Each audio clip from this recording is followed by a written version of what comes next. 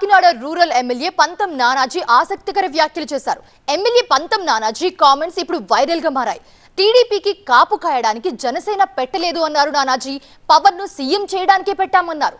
రాష్ట్రం బాగుపడాలనేదే పవన్ ఆలోచన అన్నారు ఆయన. తోట త్రిమూర్తులు జనసేన తరపున పోటీకి ప్రయత్నించారని, పవన్ విధానాలపై విమర్శలు చేయడం సరికాదు అన్నారు నానాజీ. 2019తో పోలిస్తే పవన్ 100 రెట్లు మారారన్నారు. సోషల్ మీడియాలో ఎవడొకటి పెడతాడు. ఏం పెడతాడు?